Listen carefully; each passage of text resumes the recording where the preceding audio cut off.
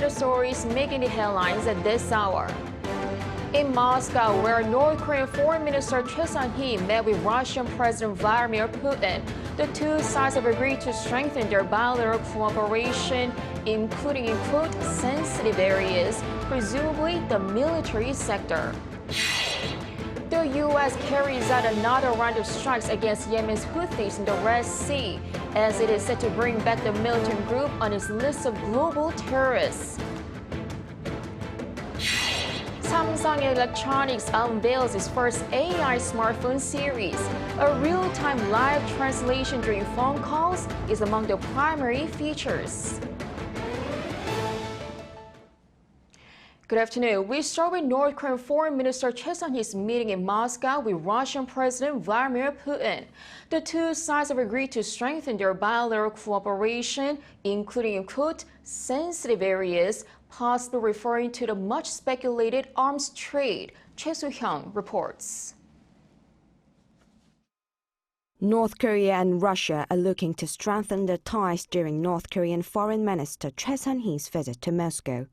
They have discussed enhancing bilateral relations in all areas, including sensitive areas, according to Kremlin spokesperson Dmitry Peskov on Wednesday. No specific details were given regarding the sensitive areas, but they seem to involve military cooperation.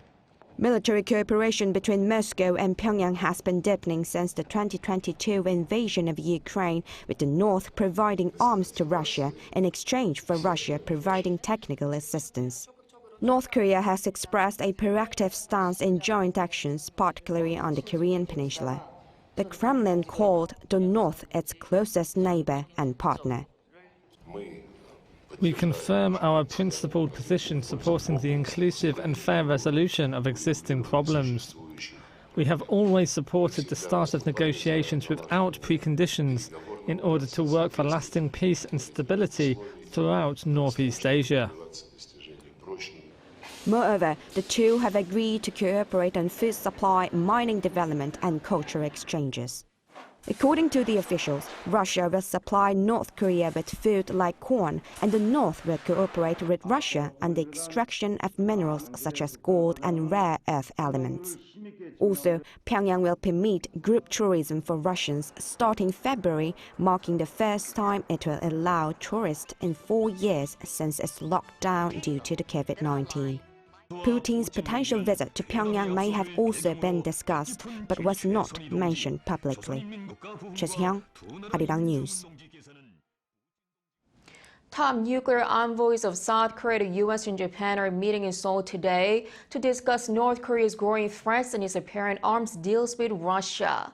South Korea's Kim Gun, his U.S. counterpart Chung Park, and Japan's Hiroyuki Namatsu are likely to discuss ways to deal with North Korean provocations, which could include extra sanctions on the regime. On Wednesday, the South Korean and Japanese officials also held talks in Seoul focused on countering Pyongyang's military provocations and pledged for stronger trilateral security cooperation with Washington. Washington says it will take Pyongyang's military space capabilities seriously if it has elements that allow regime to conduct warfare. This, according to John Plum, the first Assistant Secretary of Defense for Space Policy on Wednesday, amid concerns over North Korea's pursuit of space-based military capabilities. However, he says while North Korean security issues exist, including its ballistic missile programs, it is not clear if launching a satellite constitutes a threat. The North claimed to have successfully launched its first spy satellite in November and vowed to launch 3 more this year to secure space-based intelligence gathering capabilities. Amid increased North Korean threats, South Korea, the U.S. and Japan conducted a large-scale maritime exercise in waters of Jeju. It was the first 3-way drills to be held after they established a multi-year plan for such exercises. Our defense correspondent Choi Min-jung reports.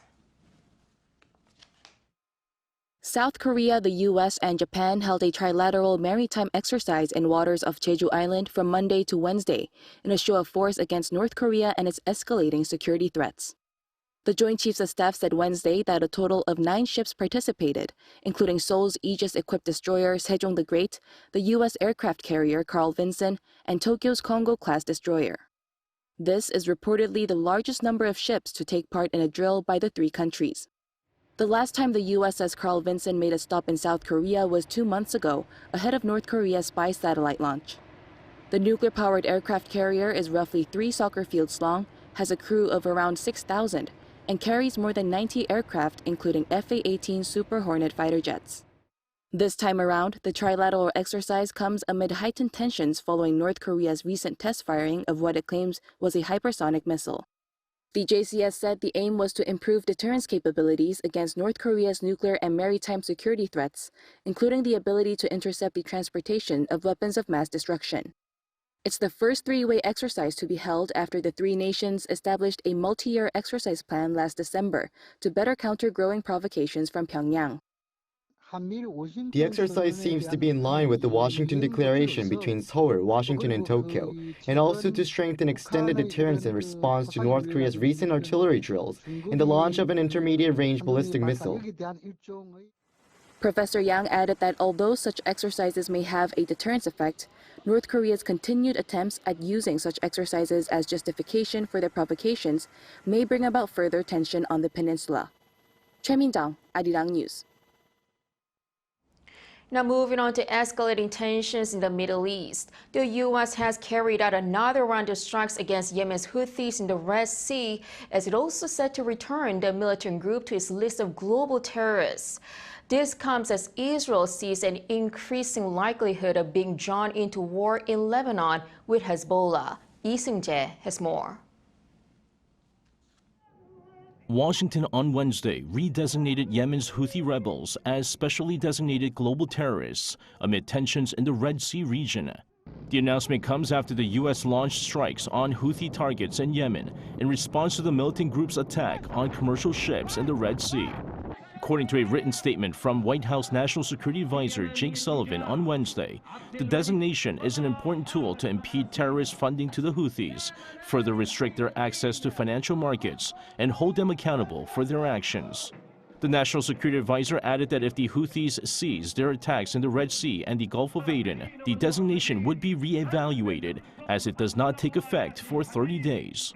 And according to the Israel Defense Forces Chief of Staff on Wednesday, the likelihood of Israel being drawn into a war in Lebanon against Hezbollah is growing.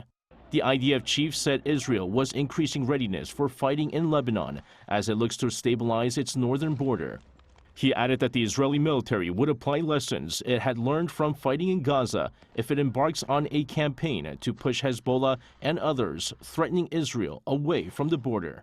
Meanwhile, the head of the Palestine Investment Fund said Wednesday that at least $15 billion will be needed to rebuild houses in Gaza, explaining the scale of devastation caused by Israel's offensive. The group's chairman cited international reports saying 350,000 housing units had been completely or partially damaged in Gaza. Lee Seung-jae, Arirang News.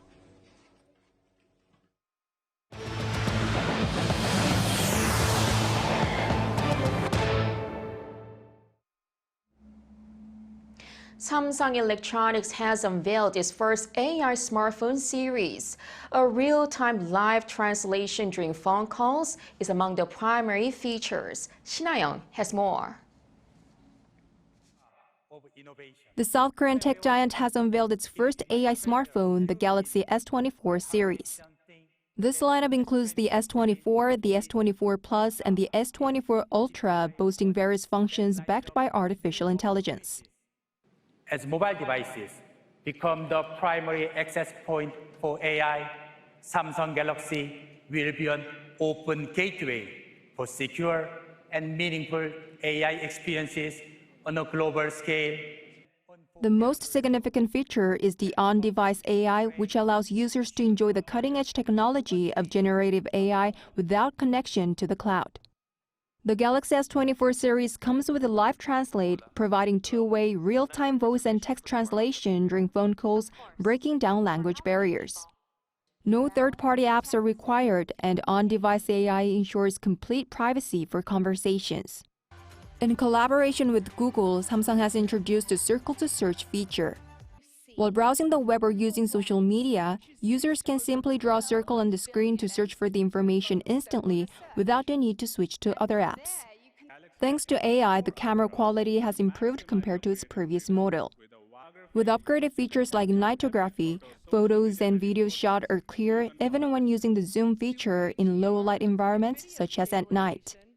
With its Galaxy AI editing tools, it can also fill in parts of an image background. If an object needs a slight adjustment, AI allows users to move the subject and generates a perfectly blended background in its original spot.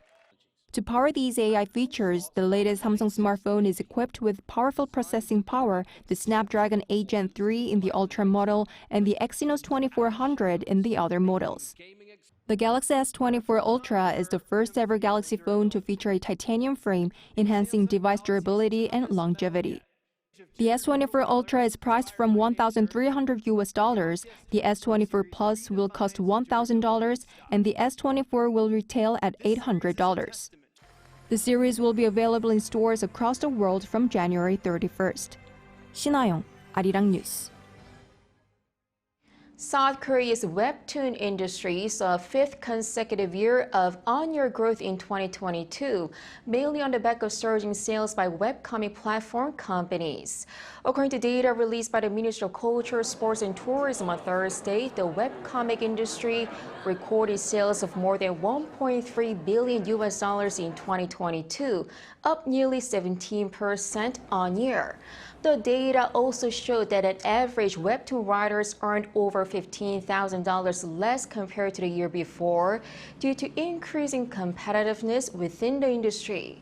The ministry is set to announce plans to further drive growth in the cartoon industry this month. South Korea's financial authorities has unveiled a set of tax reforms in favor of investors. Capital gains tax on financial investments will be abolished as planned, while the tax on stock transactions will go down. Moon Hyun has the details. Cutting taxes on stock transactions in stages and offering interest payment refunds are just some of the reforms announced by the Financial Services Commission at a government policy briefing open to the public on Wednesday. President Yoon led the briefing and stressed the need to revitalize the capital market. 대한민국에는 글로벌 경쟁력을 갖춘 글로벌 기업들이 많이 있습니다만은 우리의 주식 시장은 매우 저평가되어 있습니다.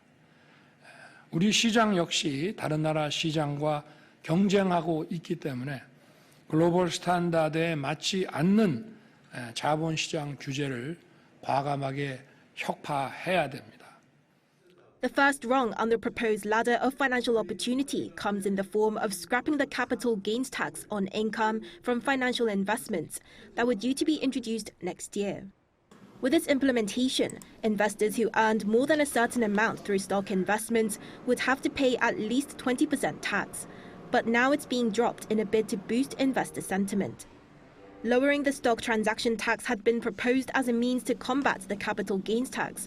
But even with the latter being written off, it's still set to be lowered to 0.15% by 2025.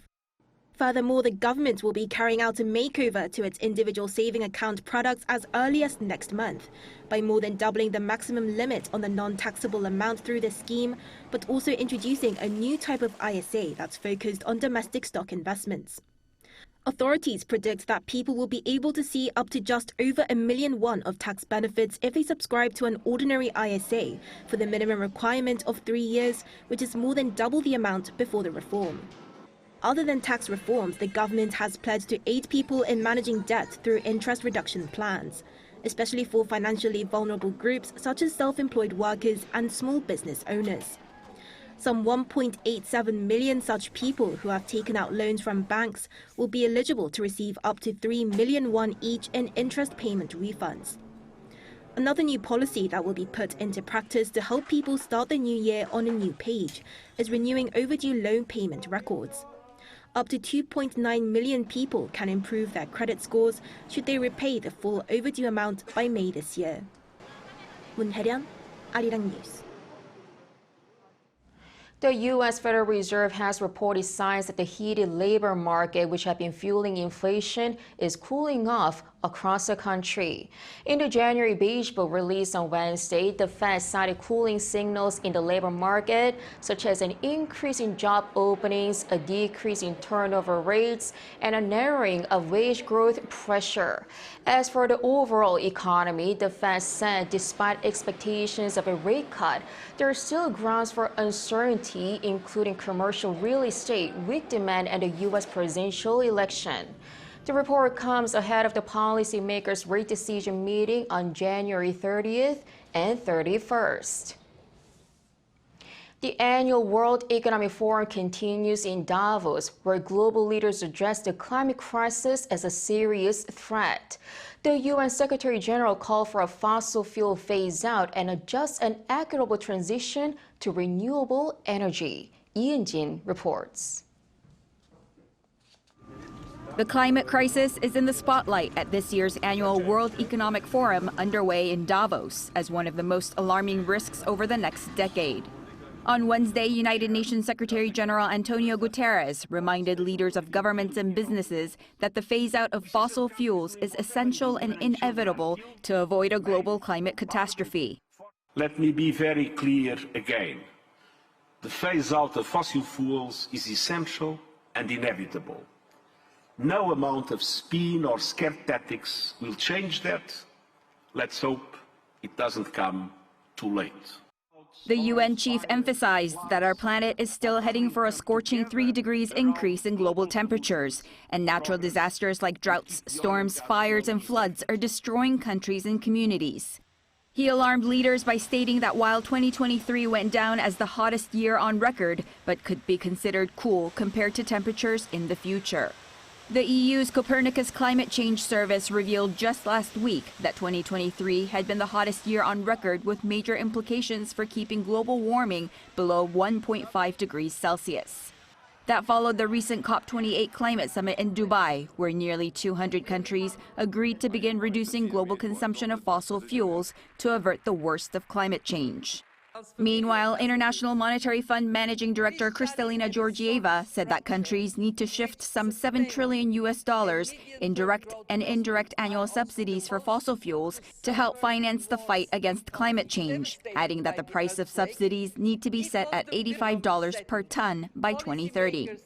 And John Kerry, the outgoing U.S. Special Presidential Envoy for Climate, affirmed that the transition toward clean energy and electric vehicles will not be interrupted, regardless of who wins the 2024 U.S. presidential election, adding that a revolution is underway that is much bigger than any politician or any one person. Ian Jin, Arirang News. South Korea's Gangwon-do province is hosting the Winter Youth Olympic Games starting tomorrow. The head of the International Olympic Committee says all is set for a successful event as he toured the athletes' village. Song Yoo-jin reports from Gangneung. All is set for a successful Winter Youth Olympic Games.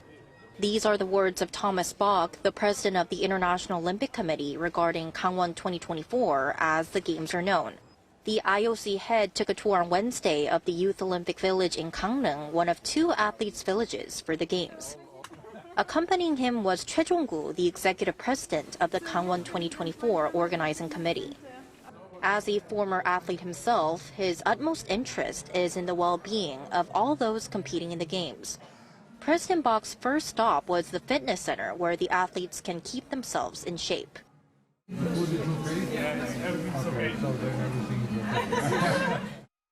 He also made sure to motivate the young athletes to chase their dreams, promising to meet them again at the 2026 Milano Cortina Winter Olympics.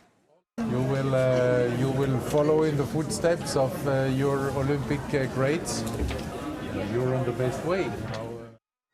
The next stop, the Athlete 365 House, where the athletes' education program is in full swing.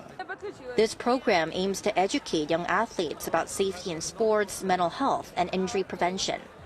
President Bach was joined by 2 athlete role models for Gangwon 2024, Olympic silver medalist Won Yoon-jong and Jackie Naricott, who will serve as mentors to the young athletes throughout the Games. He also took the time to meet with athletes from Ukraine. We are with you. All the best. After taking a look around the athletes' residence, President Bok didn't hide his impression of the village. What I'm hearing from the athletes, they're all very happy. And you know what for athletes is the most important is good sleep and good food. And they all confirm. And before joining the athletes for lunch at the dining hall, this was his message for all the young competitors.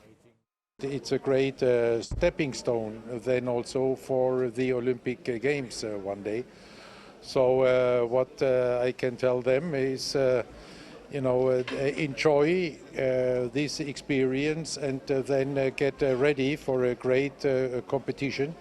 Give it your best and then continue after to do the next step, and this is participation in the Olympic Games. 송유진, 아리랑 뉴스, 강릉.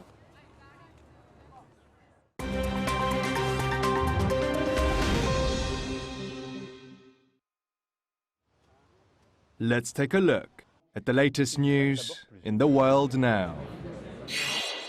In Thailand, an explosion at a fireworks factory has left at least 23 dead. The fireworks factory, located in the Thai province of Suphanburi, some 120 kilometers north of Bangkok, was completely destroyed by the explosion, with no signs of any survivors so far. Local police said that the cause of the explosion is yet unclear. No damage was caused to other buildings as the factory was located between rice fields. Fireworks factory explosions and accidents are not uncommon in Thailand. One worker at the same factory was killed in an accident in 2022.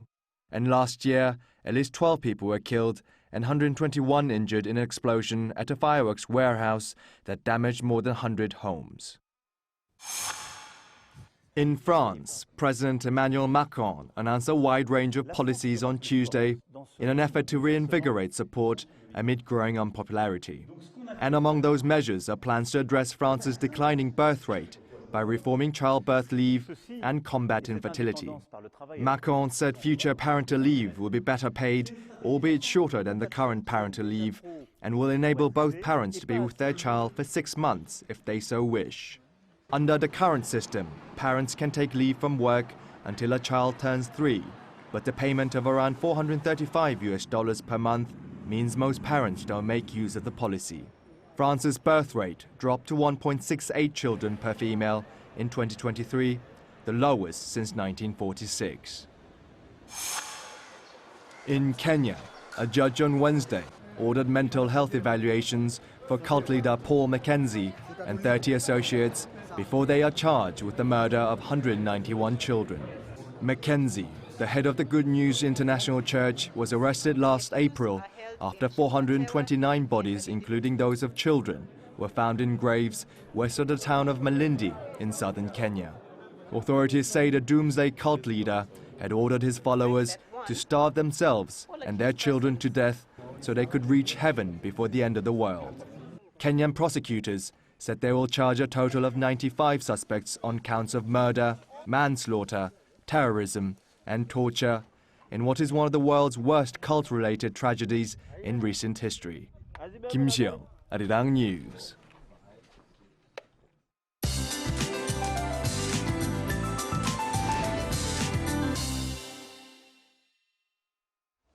Good afternoon. Southern provinces are seeing lingering precipitation from yesterday, while Jeollado provinces will see more showers until this afternoon. Those in Gyeongsangdo provinces need to keep an umbrella handy through tonight with 5 to 30 millimeters of rain in the forecast. Meanwhile, Jeju Island will see heavier showers. Those in the east of Gangwon-do need to brace for snowfall from this morning through this weekend. And until tomorrow, they could see up to 15 centimeters of heavy snowfall with a heavy snow advisory possibly issued. Temperatures spiked to 10 degrees Celsius this afternoon here in Seoul, so hopefully the warmth melts all the lingering ice on the roads. The warming trend continues tomorrow as well. Central areas notice a big jump in highs, and the southern provinces will have highs that are slightly higher than yesterday. Gangwon-do and southern regions will see more rain this weekend. That next week there will be a blast of numbing cold sweeping into the country. That's Korea for you, and here's a look at the international weather conditions.